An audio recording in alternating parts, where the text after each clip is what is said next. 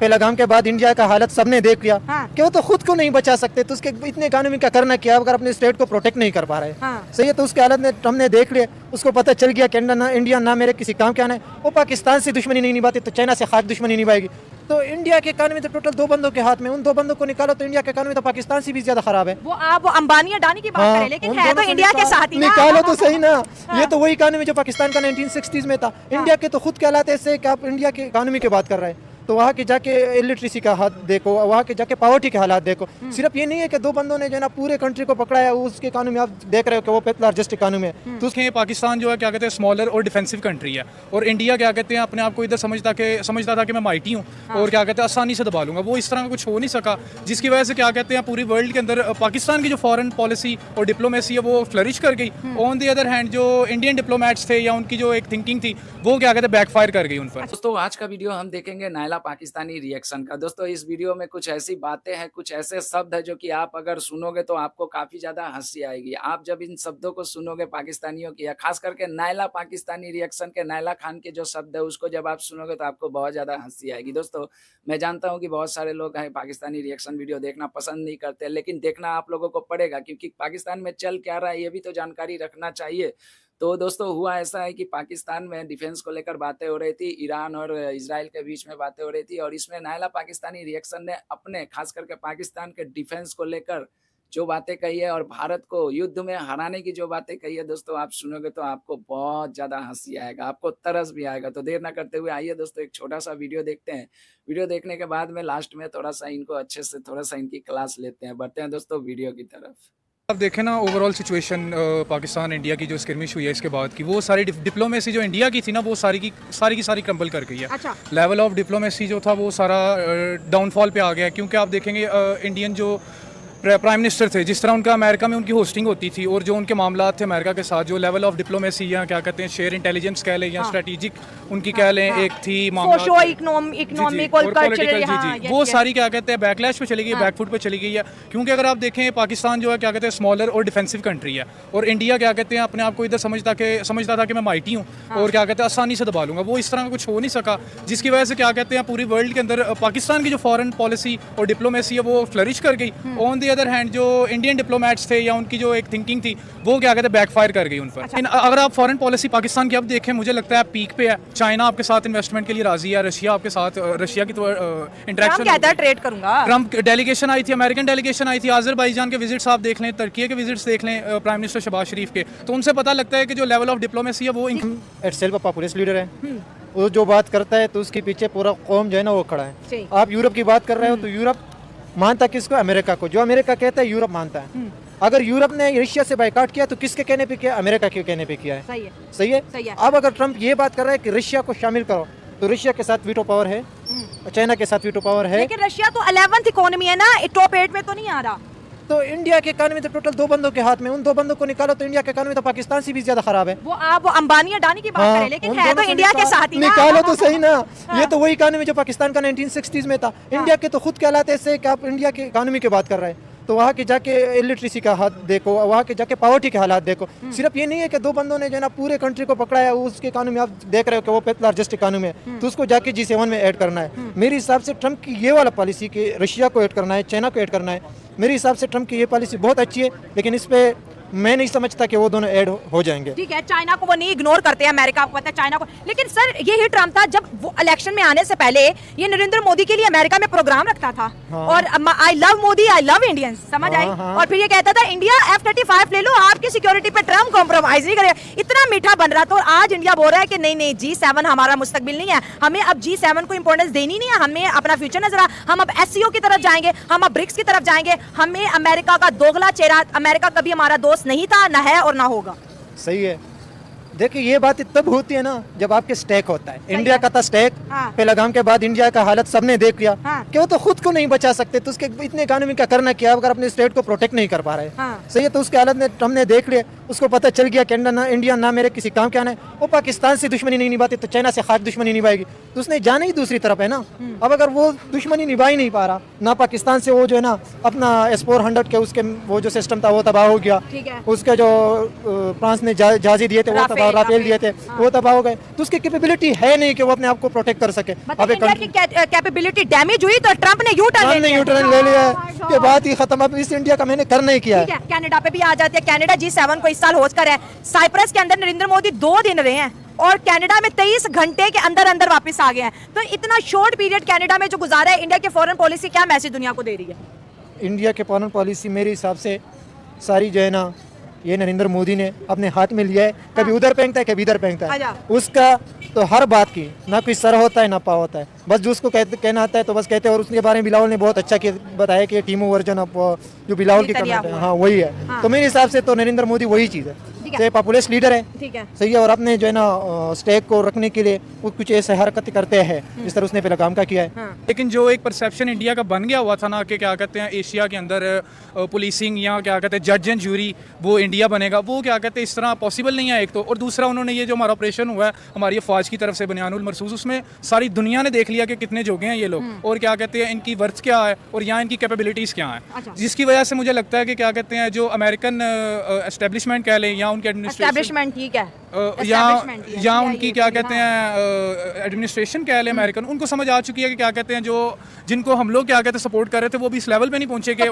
Russia को support कर रहा है जिसको G7 ने कब का निकाल दिया हुआ है, पहले G8 होता था फिर G7 हो गया, और फिर वो जिस चाइना को थ्रेटन करता है उसी चाइना को कहते हैं G9 में कर दो, तो फिर इंडिया को कहता था मेरे दोस्त हो आप मेरे पार्टनर हो, और सेरेमनी पे इंडियंस को बुलाते हैं। नरेंद्र मोदी के लिए जो है वाशिंगटन DC के अंदर बड़े बड़े कार्यक्रम रखता है, वो फिर क्या था? ये सारी डुअलिस्ट, मैंने आपको बताया ना डुअलिस्ट पॉलिसीज हैं अमेरिका की। US से हमेशा खेलता रहा है दोनों साइड से, पाकिस्तान में भी अफगानिस्तान में भी, इराक में गया, इराक में क्या कहते हैं वो वेपन ऑफ मैस डिस्ट्रक्शन कुछ भी नहीं उनको मिला, सारे का सारा उन्होंने ज़ाया कर दिया इराक को। उसके बाद अब ईरान में भी इनका यही था कि क्या कहते हैं रेजिस्टेंस चेक करके यहाँ पे भी रिजीम चेंज, अगर आप ट्विटर वगैरह अफगानिस्तान वाला और at the end of the day अगर आप देखें अमेरिका जिस कंट्री के साथ उसने कोलैबोरेशन की है उन्होंने खमियाजा भुगता है। और क्या कहते हैं एशिया की बात रह गई, एशिया के अंदर क्या कहते हैं बहुत बड़े प्लेयर्स हैं, रशिया, चाइना, उसके बाद क्या कहते हैं सेंट्रल एशियन कंट्रीज हैं। आपको लगता है वो क्या कहते हैं सिर्फ एक इंडिया की बात सुनेंगे या इंडिया उनको कंट्रोल कर सकता है? एट दिस स्टेज जब उन्होंने क्या कहते हैं अपने से मच स्मॉलर कंट्री से क्या कहते हैं एक इतनी बड़ी डिफीट एक्सेप्ट की है, और क्या कहते हैं आप देख लेना मतलब एक कंट्री मतलब आप कह रहे हो कि इंडिया पाकिस्तान से 4 गुना बड़ा मुल्क है और पाकिस्तान उससे 4 गुना छोटा मुल्क है,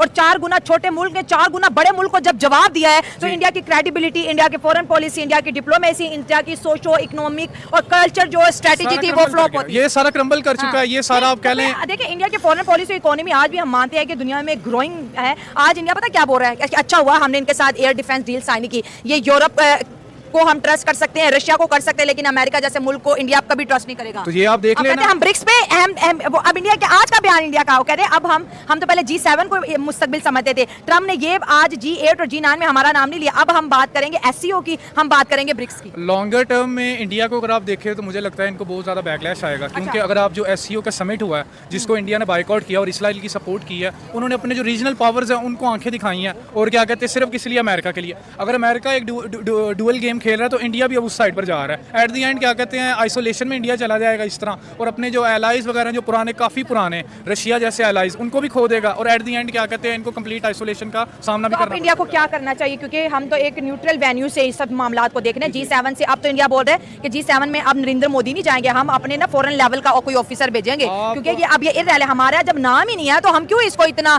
हाई प्रोटोकॉल लेवल पे अटेंड करें। मोदी 23 घंटों के अंदर अंदर वापस भी आ गया। इंडिया क्या कहते हैं देखे ना, स्टार्टिंग में जो गांधी का इंडिया था वो एक सेकुलर इंडिया था, आगे भी सेकुलर रहा। जब से RSS और BJP पावर में आई है उनकी सारी आइडियोलॉजी चेंज हो गई है। हिंदू डोमिनेशन का जो प्लान था और सब कॉन्टिनेंट को क्या कहते हैं एक दफ़ा अगर आप उनका अखंड भारत का ही कॉन्सेप्ट देखें वो पूरा इम्प्रैक्टिकल एक चीज़ है, जिसके ऊपर उन्होंने अपने सारे रिसोर्सेज अपने सारे मामला जो उसके सराउंडिंग बना लिए हुए हैं, जिसकी वजह से क्या कहते हैं मैं समझता हूँ कि जो बाकी नेबरिंग कंट्रीज़ हैं ना वो इंडिया के ऊपर क्या कहते हैं एक बहुत बड़ा प्रेशर ग्रुप साबित होगा, क्योंकि ये सब चीज़ें क्या कहते हैं बोलने में और सुनाने में अच्छी लगती हैं, प्रैक्टिकल या रियलिटी से बहुत दूर हैं। इंडिया क्या कहते हैं अपनी जो इस टाइम जो हरकतें कर रहा है इनको भुगतनी पड़ेंगी, और ये जो एक लेवल ऑफ डिप्लोमेसी इतने सालों से लेके चल रहे थे तो अमेरिका के साथ यूरोप के साथ वो सारी क्रम्बल कर जाएगी अगर इनकी हरकतें ना बदली। आप यहाँ से हिसाब लगा लें कि क्या कहते हैं जो नरेंद्र मोदी है उनका पॉइंट ऑफ व्यू ये है कि इसराइल अपने सेल्फ डिफेंस में है, वो वेस्टर्न मीडिया को क्या कहते हैं तरजीह देते हैं अपने ईस्टर्न मीडिया से, ऑथेंटिक रिसोर्सेज से। अगर आप देखें इसराइल ने क्या कहते हैं काफ़ी देर से ये ड्रामा शुरू कर दिया हुआ था कि हम ईरान की रिजीम चेंज करेंगे या आयतुल्लाह खुमैनी को क्या कहते हैं हम मारेंगे। तो ये क्या कहते हैं अगर एक कौम है उसका लीडर मर जाए, गैरतमंद कौम आप देखें जिनका मोराल वॉर के अंदर भी डाउन नहीं हो सका, क्या वो चीज़ ये बर्दाश्त करेंगे? उसका जो क्या कहते हैं कि रप्शन आएगी या जो रिएक्शन आएगा ईरानियंस की तरफ से वो कितना स्ट्रांग होगा, और क्या कहते हैं इंडिया जो बॉर्डर नहीं शेयर करता वो क्या कहते हैं वो बर्दाश्त कर इंडिया सके। का तो चाबहार पोर्ट के ऊपर एक बहुत लॉन्ग टर्म इन्वेस्टमेंट है। इंडिया ने तो चाबहार पोर्ट पे अफगानिस्तान को भी अपने साथ इंगेज करवा दिया कि इधर हमारे पास गवादर है, तो कहते हैं हम चाबहार की तरफ जाएंगे। तो इंडिया का वो एक तरफ अफगानिस्तान में इन्वेस्टमेंट डूबा, अब चाबहार का प्रोजेक्ट, और अगर अमेरिका के साथ जिस तरह अब इंडिया का ट्रस्ट लेवल वो नहीं रहा, तो India middle east Europe economic core का क्या फ्यूचर नजर आ रहा है? वो तो कहते हैं सीपैक से बड़ा फ्यूचर है। सर देखिए इंडिया की जितनी भी इन्वेस्टमेंट है इसको सारे को किस तरह इकट्ठी करेगा? इंडिया बेसिकली इस टाइम मुझे लगता है आप भी जो जिस तरह बता रहे हैं इंडिया निगलेक्ट कर रहा है दूसरी पावर्स जो रीजन में उनको। और सबसे बड़ी बात मिडिल ईस्ट आप देख लें और एशिया के अंदर देख लें, जो क्या कहते हैं डोमिनेटिंग कंट्री हैं, इस्लामिक डोमिनेटिंग कंट्रीज़ हैं, वो आपको या किसी और को शक भी नहीं होना चाहिए इस चीज़ का कि वो इसराइल के लिए या इंडिया के लिए किसी भी तरीके से बेनिफिशियल होंगी। और जो मिडिल ईस्ट इंडिया कॉरिडोर है वो तो वैसे भी हॉल्ट पे आ गया था स्टॉर्म अल-अक्सा के बाद, तो वो क्या कहते हैं वो जो चीज़ है उसकी वजह से क्या कहते हैं इंडिया को बहुत नुकसान होगा, और इनके जो प्रोजेक्ट सेंट्रल एशिया के साथ है वो भी सबोटाज हो जाएंगे, क्योंकि इंडिया की जो पॉलिसी है अब वो हम देख रहे हैं बिल्कुल शिफ्ट कर रही है। हाँ, शिफ्ट हो रही है। और वो जो शिफ्टिंग है उसकी वजह से इंडिया को बहुत नुकसान होगा। जब क्या कहते हैं जनरल पब्लिक का परसेप्शन नैरेटिव बिल्डिंग हमने उनकी देख लिया वॉर टाइम में, जो क्या कहते हैं चीज़ें इंडिया या इंडियन मीडिया कर रहा है, गोदी मीडिया कर रहा है, उनका इनको नुकसान होगा, क्योंकि एक जो कह ले तबका इंडियन मीडिया नहीं गोदी मीडिया कहते हैं, बड़े अच्छे इंडियन चैनल्स हैं, बड़े अच्छे रिपोर्टर्स भी हैं। वो गोदी मीडिया जो नैरेटिव बिल्डिंग कर रहा है, इनको क्या कहते हैं एक तबका ज़्यादा दबाया नहीं जाता। वो जब ऑपरेशन के इस लेवल पे चले जाएंगे तो इनको जब रेजिस्टेंट मिलेंगी तो क्या कर लेंगे ये लोग। दोस्तों देखा आपने किस तरह से नायला पाकिस्तानी रिएक्शन चैनल चलाने वाली नायला खान जो कि मतलब अपने किसी पाकिस्तानी से बातें कर रही है, और वहां पर ये लोग ये डिस्कस कर रहे हैं कि अगर पाकिस्तान का दिफाई मजबूत अगर नहीं होता तो भारत ने जैसे हमला किया था, आज हमने भारत को युद्ध में जैसे हराया, आज हम लोग नहीं कर पाते। मतलब कि भारत को युद्ध में हरा दिया ये लोग। मतलब आप जरा सोचो दोस्तों, मैं तो हैरान हो गया हूँ। एक सबूत पाकिस्तान के पास नहीं है, एक सबूत अगर पाकिस्तान से अगर मांगा जाए तो पाकिस्तान नहीं दे पा रहा है, जबकि भारत ने शुरुआत में इनके कुछ टेररिस्ट कैंपों पे जो हमला किया था, पूरी दुनिया को बताया कि बहावलपुर के टेररिस्ट कैंप जो कि कोई मदरसा टाइप का था उस पे हमला किया। उनके उनके कश्मीर के कुछ मुजफ्फराबाद के पास में कुछ अड्डे थे, वहाँ पे हमला किया। उसके बाद में पाकिस्तान जब रिटेलिएशन करने की कोशिश करता है, उसके बाद में भारत उनके 9 से 10 शहरों पे जब एयरबेस पे जब हमला करता है, तो उन सारे जितने भी एयरबेस जहाँ-जहाँ भारत ने नुकसान किए थे, उन सबका सबूत लेकर पूरी दुनिया के सामने ला के रख दिया। यहाँ तक कि जो सैटेलाइट इमेजेस हैं, उन सारे सबको लेकर दुनिया के पास में रखा कि देखो हमने ये पाकिस्तान में नुकसान किया है, पूरी दुनिया को सबूत दिया है। लेकिन पाकिस्तान भी भारत के ऊपर में जवाबी कार्रवाई करता है और कोशिश करता है कि भारत को भी नुकसान पहुंचाने की कोशिश की। और विश्वास नहीं करोगे दोस्तों, पाकिस्तान ने भारत को बहुत ज़्यादा नुकसान किया, खास करके सोशल मीडिया पे और पाकिस्तान के न्यूज़ चैनल पे बहुत ज़्यादा नुकसान किया। मतलब कि पाकिस्तान के न्यूज़ चैनल पे तो इतना ज़्यादा नुकसान कर दिया कि आदमपुर एयरबेस को पूरी तरह से तबाह कर दिया था। वहाँ पे खड़े हुए S-400 को भी पूरी तरह से तबाह कर दिया था। भूज एयरबेस पे खड़े हमारे S-400 उसको भी तबाह कर दिया था। उड़ी एयरबेस पे खड़े हुए जो S-400 था उसको भी तबाह कर दिया था। पाकिस्तानी कहते हैं कि वो लगभग 7 से 8 एयरबेस तबाह कर दिए, और उन सारे एयरबेस पे S-400 खड़े थे, उन सभी S-400 को भी तबाह कर दिया। जबकि भारत के पास में 3 S-400 का ही सिस्टम है, पाकिस्तानियों के अनुसार 7-8 एयरबेस तबाह कर दिए। जब उनसे सबूत मांगा जाता है तो दोस्तों ये कहते हैं कि सबूत तो सारे सोशल मीडिया पे है, भारत के ही सोशल मीडिया पे सारे सबूत तैर रहे हैं। जबकि भारत के सोशल मीडिया पे एक भी ऐसा वीडियो मौजूद नहीं है। एक वीडियो भटिंडा का जो ये लोग क्लेम करते हैं कि भटिंडा में कोई राफेल इनका गिरा था, वो गिरा था, तो वो असल में एक हेलीकॉप्टर गिरा था, जिसको बाद में इंडियन आर्मी ने उसको सबके सामने, इंडियन आर्मी के प्रवक्ता ने सबके सामने उसको आके क्लियर भी कर दिया था कि एक रूटीन हेलीकॉप्टर गिर गया था, लेकिन उसके अलावा कोई भी राफेल, कोई भी पायलट का कोई भी नुकसान नहीं हुआ था। जबकि पाकिस्तान में तो ऐसी-ऐसी खबरें चल रही थी कि हमारे राफेल उनके देश में हमारे राफेल के पायलट को पकड़ के रखा गया, कोई महिला फीमेल पायलट को भी इन लोगों ने पकड़ के रखा था। मतलब कि ऐसी बातें कर रहे थे कि मतलब सारे मतलब हमारे दिमाग के ऊपर से चले जा रहे थे। पाकिस्तान में देखिए, पाकिस्तान में जीत उसको मानते हैं ये लोग कि जैसे अमेरिका ने सीज फायर करवाया। सभी लोग जानते हैं कि अमेरिका के दबाव में भारत झुका है और मैं इस बात से एग्री करता हूं कि अमेरिका के कहने पर ही भारत ने सीज फायर किया है। और क्यों किया है दोस्तों, वो सब बाद में पता चल ही गया है। क्योंकि पाकिस्तान के नूर खान एयरबेस जो कि अमेरिका के अंडर में हुआ करता था और भारत को पता नहीं था, भारत ने नूर खान एयरबेस पे दो चार मतलब ले जाकर अपने ब्रह्मोस को वहां पे फोड़ दिया। हो गया अमेरिका को नुकसान। उसके बाद में अमेरिका के तरफ से भाई खबर आता है कि हाँ सीज फायर कर लो, भारत सीज फायर कर लेता है और इस सीज फायर को कामयाबी समझते हैं पाकिस्तान के लोग। और पाकिस्तान के लोग भाई, एक कहावत है ना कि जो मार खाता है वो थोड़ा ज़्यादा चिल्लाता है, जो मारता है वो चुपचाप रहता है। तो भारत चुपचाप मार के अपने साइड में बैठा हुआ था, लेकिन पाकिस्तान है जो कि मार खाने के बाद में उनके सबसे पहले प्रधानमंत्री आते हैं और कहते हैं कि हमने 1971 का बदला ले लिया। अरे भाई क्या बदला ले लिया 1971 का? क्या हमारे 2-4-10 एयरबेस तबाह कर दिए? पाकिस्तान में तो ये बड़े दम भर के न्यूज़ चलाई जा रही थी कि आदमपुर एयरबेस को पूरी तरह से तबाह कर दिया। 2 दिन बाद नरेंद्र मोदी जी जाते हैं वहीं पे, जिस S-400 को तबाह करने की बातें करते हैं, उसी को अपने पीछे लेकर फोटो खिंचवाते हैं, वीडियो बनाते हैं, वहीं से पाकिस्तान को कड़ा वार्ता भी देते हैं, अपने देश की सेना के मोराल को भी हाई करते हैं। तो क्या मतलब पाकिस्तान के पास कोई सबूत है? मैं कहना चाहता हूँ, मैं पूछना चाहता हूँ पाकिस्तान के लोगों से, क्या आप लोगों के पास में कोई सबूत है? अब हमने जैसे आपके 10 से 12 एयरबेस को तबाह किए, हमने सैटेलाइट इमेज दिए, वो भी अपना सैटेलाइट इमेज नहीं दिया, बल्कि दुनिया बाहर के देशों के जो प्राइवेट कंपनियां होती है जो सैटेलाइट इमेज प्रोवाइड करती है, उनके सैटेलाइट हम लोगों ने मंगवा के दिए पूरे दुनिया को। और भी बहुत सारे जो बड़े बड़े न्यूज़ चैनल है, CNN, BBC, अल जजीरा, ये सारे अपने अपने सैटेलाइट रखते हैं। तो उन लोगों ने भी इन सारे बातों को कन्फर्म किया है, सारे सबूतों को कन्फर्म किया है, उस पर मुहर लगाई है सच्चाई का। लेकिन पाकिस्तान जो क्लेम किया कि हमने भारत को ये कर दिया, भाई 5 राफेल मारने की बात करते हो और फ्रांस की कंपनी का CEO कहता है कि नहीं ऐसा कोई बात ही नहीं है, जबकि उसको तो पहले ये करना चाहिए, सारे पायलट हमारे सुरक्षित है। हमारे देश में देखो, इंडिया में क्या है, इंडिया में कोई भी चीज़ छुपता नहीं है, वो चाहे बाहर में बैठ के पाकिस्तान वाले कुछ भी बोल दे, इंडिया में एक मच्छर भी मर जाएगा तो उस पर पॉलिटिक्स होती है। ये तो राष्ट्रीय सुरक्षा का मामला है, ये तो देश का मामला है यार। यहाँ पे हमारे पास बीजेपी के विरोधी पार्टियों को, मतलब पाकिस्तान के लोगों से मैं बस एक बात कहना चाहता हूँ कि सिर्फ बीजेपी के विरोध में इतनी सारी पार्टियां हैं कि बीजेपी